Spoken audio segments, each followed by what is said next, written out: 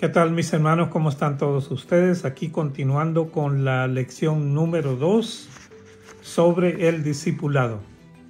Y continuaremos esta semana hablando de la importancia de entender y de aplicar a nuestras vidas todo lo que significa la palabra Señor. Esto con el fin de llegar a ser la clase de discípulos que quiere el Señor de cada uno de nosotros. Ya dijimos que en nuestros países de habla hispana es un poco difícil entender esta palabra porque la usamos mucho para referirnos a personas comunes y corrientes, y así decimos, por ejemplo, señor Vargas, señor Arias, señor García, y a todo el mundo le llamamos señor. Y esto hace que no nos demos cuenta en realidad de la importancia de entender el verdadero significado o de lo que significa el señorío del Mesías en nuestras vidas. Como ustedes saben, antes el señor de la tierra era el César, y cuando se mencionaba esta palabra, todo el mundo sabía de quién se estaba hablando, a quién se referían. Y se referían indudablemente que al amo, al dueño de toda la tierra, al César. Ahora, cuando vino Jesús, todas estas estructuras ya establecidas, religiosas y del Imperio Romano, se volvieron patas para arriba. ¿Por qué? Las cosas cambiaron, porque sus discípulos, para ellos ahora el Señor no era el César, era Yeshua. Jesús era su amo y su dueño, y el único que les importaba, y no los sistemas religiosos de ese tiempo. El Mesías es descrito en los evangelios como el Rey, como el Señor, como la autoridad máxima. También dijimos que el evangelio del reino se centra en Él, en el Mesías, en Yeshua, en Jesús. Él es nuestro amo, Él es nuestro dueño, y el dueño de algo dispone de sus cosas cuando le da la gana. Él es nuestro dueño y como tales tenemos que estar dispuestos a escuchar la voz del amo para que cuando Él requiera algo de nosotros, vayamos y lo cumplamos. El gran secreto de los primeros discípulos radicaba exactamente en eso, en que ellos entendieron perfectamente el llamado de Yeshua. Al poco tiempo de reconocer el hecho de que estaban al frente del Mesías, apenas se convertían, inmediatamente se ponían a las órdenes del Maestro. No se ponían a investigar primero en la internet quién era este que hablaba maravillas y con autoridad, sino que le seguían, compartían sus enseñanzas, hablando y orando continuamente en sus casas y en el templo. Hablaban acerca de ¿qué? De las Escrituras y por supuesto del Mesías que había llegado. Le hablaban a todas las personas que se les pusieran en el camino. Tal fue el impacto sobre ellos que no ponían peros ni excusas y entregaban sus vidas, su tiempo, su atención total al Señor. Dejaron todo por Él. También se dieron cuenta que la religiosidad no era compatible con el Mesías. Los ritos, las estructuras, las imposiciones, las reglas humanas, no importa de dónde ni de quién vengan, se oponen a la libertad que proclama el Maestro. Cabe destacar aquí que no estamos hablando de que debemos abandonar nuestros hogares o nuestra familia, amigos, trabajos, todo aquello que nos rodea. Más bien estamos hablando de que nuestra mente, nuestro tiempo y nuestro corazón deben estar dispuestos a que siempre el Señor sea la primera opción en todo. ¿Es el Señor la primera opción en todo en su vida? Pablo entendió esto también, que se identificó a sí mismo en Filipenses como un esclavo del Mesías, y escribió esto al comienzo de su carta. Y no estamos hablando de una esclavitud física, es un sentido figurativo que indica que cuando Él llama, Jesús, el Mesías, yo debo responder y dedicar mi vida a Él y de paso bendecir al mundo que tanto lo necesita para ser salvo. La lectura de hoy la encontramos en Mateo 7, 21-23. Y dice: no todos los que dicen o los que me dicen mi amo, o sea, mi Señor, entrarán en el reino de Yahweh, en el reino de Dios, sino solo aquellos que hacen la voluntad de mi Padre que está en el cielo. En aquel día, ¿cuál día? En el día final, muchos me dirán, mi amo, no profetizamos en tu nombre, no echamos demonio en tu nombre, no hicimos muchos milagros en tu nombre, no edificamos templos en tu nombre. Entonces le diré en su propia cara, nunca los conocí, apártense de mí, transgresores de la Torá o de las Escrituras. En esto de la vida espiritual y discipulado arrastramos tantas cosas erróneas, producto de las enseñanzas que hemos recibido, que muchas veces, en lugar de que el Mesías sea el Señor, pareciera que el Mesías es el sirviente. Porque le pedimos que nos haga de todo, que nos sane, que nos bendiga, que sane a mi perro, a mi gato, y es ahí donde estamos muy equivocados. Pareciera que nos hemos acercado a Él nada más para que nos haga favores, para que nos sane, para que nos bendiga y qué sé yo cuántas cosas más. Es como si Él fuera el sirviente en lugar de ser el amo. Imagínese que usted tenga una sirvienta, ¿no? En su casa, y de pronto un día la sirvienta le dice, por favor tráigame el desayuno a mi cuarto. Láveme los platos, hágame el almuerzo, límpieme el baño. Casi le aseguro que usted como ama de casa, sin esperar mucho, dirá, pero un momentito, ¿quién es la señora aquí? ¿Quién es la ama de casa? ¿Y quién es la sirvienta? Por eso Jesús dice, no todo el que me dice mi amo, entra en el reino de los cielos, sino solo aquellos que hacen la voluntad del Padre. Usted le puede decir al Padre que lo ama, que lo quiere, pero las palabras no cuentan. Lo que cuenta es su actitud. Dios escucha más el corazón que la boca.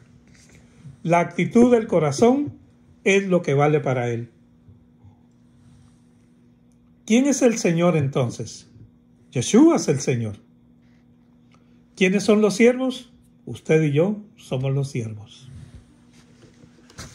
En Marcos 10:45 leemos, porque el Ben Hadam, o sea, el Hijo del Hombre, no vino para ser servido, sino para servir, para entregar su vida en rescate por el mundo. Y en Filipenses 2:4 dice, pongan la mira en los intereses de los otros y no solamente en los de ustedes. No hay duda de que si usted y yo queremos madurar y crecer y alcanzar el carácter del Señor, tenemos que obligatoriamente darnos al servicio de otros. Esto lleva y requiere dos pasos. Primero, entender que somos servidores del Señor y segundo, que tenemos que servir a otros. Entonces, resumiendo, el Mesías es el Señor ¿de qué? ¿De qué reino? ¿O de qué planeta? ¿O de qué institución? Claramente no lo es de una denominación en particular, ya sea bautista, evangélica o apostólica o católica o como le quiera llamar. Para poder entender esto debemos centrarnos más en el reino de los cielos y no tanto en la iglesia o en los templos, en las denominaciones. Déjeme decirle una verdad, usted no nace de nuevo o se convierte para solamente entrar o pertenecer a una iglesia, sino que se convierte más bien para entrar en el reino de los cielos, donde el Mesías es el Señor. El trabajo nuestro, suyo y mío, no es tanto ir a la iglesia, a las reuniones para entretenernos, para decir, pero qué bien que predicó el hermano. Tampoco es nuestro trabajo estar edificando templos y edificios o comprando terrenos, que luego son una carga para los miembros de las congregaciones. Tenga mucho cuidado. Nosotros somos el ejército espiritual del Eterno en la tierra. Deberíamos reunirnos para planear cómo arrebatarle armas al enemigo, de cómo dinamitar espiritualmente el reino de las tinieblas y rescatar vidas. Porque vivimos en un lugar donde el Señor de este lugar, donde vivimos usted y yo, el gobernador es el enemigo de Dios. Cuando Jesús fue tentado, leemos en Mateo 4, del 8 al 9, que el diablo le mostró los reinos de este mundo y se los ofreció si se arrodillaba y lo adoraba. Y en Juan 12:31 nos dice el Mesías que el gobernador de este mundo será expulsado, claramente estableciendo que Satanás es el Dios de este mundo. Y Juan, en 1 de Juan 5:19, dijo: sabemos que somos de Dios y el mundo está bajo el maligno. ¿Y qué pasó acá? ¿Cómo y por qué el diablo es el Dios de este mundo? Para explicar esto tenemos que hablar primero de lo que es el reino de Dios. El reino de Dios no es la iglesia evangélica o la católica o la judía. El reino de Dios es mucho más de lo que pensamos. Ese es todo el universo, todas las galaxias, todo lo que Dios creó. Esta tierra es apenas una bolita que está rotando alrededor del Sol junto con otros planetas y que lo llamamos el sistema solar. Pero también existen otros sistemas solares y dicen los que saben que para ir de un sistema a otro se podría tardar hasta 80,000 años si es que usamos los cohetes más rápidos que se encuentran en la Vía Láctea o Milky Way en inglés. Hay miles de galaxias en todo el universo. Y todo ese universo, dice Juan en el capítulo 1, versículo 3, todas las cosas por medio de él fueron hechas, y sin él nada de lo que ha sido hecho hubiera sido hecho. Entonces el Mesías es mucho más que nuestro Salvador. Él es el Rey del universo. Él es el dueño de todo lo que existe, y por él fueron creadas todas las cosas. Él es el Señor del reino de Dios. Sin embargo, así como el Mesías es el Señor del reino de Dios, existe otro reino, y se conoce como el reino de las tinieblas. En Colosenses capítulo 1, versículo 13, dice: Él nos ha rescatado del dominio de las tinieblas y nos ha transferido al reino de su Hijo amado. Y hermanos, esto es lo que es salvación.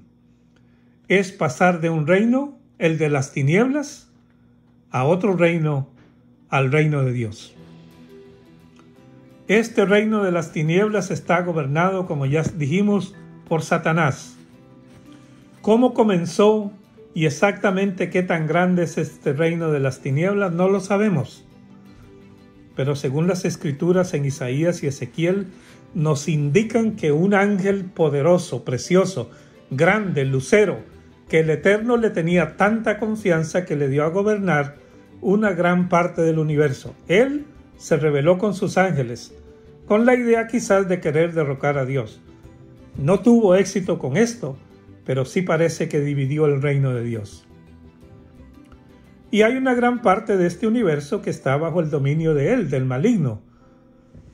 Por eso Jesús le llama el príncipe de este mundo, y algunos también dicen que parece que él, Satanás, reina desde esta tierra a una parte del universo que son planetas que tal vez están sobre toda nuestra galaxia. Pablo dice en Efesios 6:12, pues no estamos peleando, y note que dice peleando, contra seres humanos, sino en contra de los gobernadores, autoridades y poderes cósmicos que gobiernan las tinieblas, contra las fuerzas espirituales de maldad en dominios celestiales. Por eso es que estamos luchando continuamente aquí en la tierra. Y por eso hay que ponerse la armadura de Dios para poder luchar contra todas estas influencias que tenemos diariamente. Estamos viviendo en el territorio del enemigo, en el de las tinieblas. ¿Qué tan grande es este reino? En realidad no sabemos exactamente, pero Apocalipsis nos dice que Satanás arrastró detrás de sí 1/3 de las estrellas del cielo. Recapitulando entonces, hay dos reinos, el reino de Dios y el reino de las tinieblas. Y la salvación consiste en pasar del reino de las tinieblas al reino de Dios. La tierra entonces está en tinieblas, bajo el poder del enemigo, Y cuando el Mesías viene, el mensaje que anuncia es, mucha atención, escúchenme, Mateo 3:2, vuélvanse de sus pecados a Yahweh, porque el reino de Yahweh está cerca. Entonces, hermanos, esta tierra está en tinieblas. Y el Eterno decide enviar al Mesías para establecer un puente y una sucursal del reino de Dios aquí en la tierra. Para que todos los que están en tinieblas puedan volver a Dios, antes de que la ira de Dios se manifieste.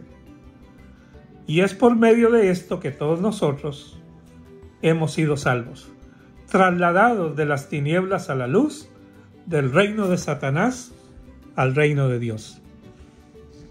La gran diferencia es que en el reino de las tinieblas todo el mundo vive como le da la gana. Yo hago lo que yo quiero, hago lo que a mí me gusta, usted no se meta, métase en lo suyo, déjeme tranquilo, déjeme vivir mi vida. Y este es el sistema de las tinieblas. Muy diferente a lo que sucede en el reino de Dios. Aquí no se hace lo que me da la gana, sino que se hace la voluntad de Dios. Y ahora, por medio del Mesías, podemos entrar de nuevo al reino de Dios. Y Él nos ayuda viviendo dentro de nosotros, nos dirige. Ya no hacemos más nuestra voluntad, ya no seguimos el sistema de este mundo. Estamos en este mundo, pero no somos de este mundo. Y por eso nuestra vida aquí no es tan fácil. Es como si fuéramos espías viviendo en otro país. Tenemos que estar cuidándonos continuamente porque todo el mundo nos ve como si viniéramos de Marte o algo así. Y nuestra misión como sus discípulos espías es dedicando nuestras vidas al Señor y luego hacia los demás.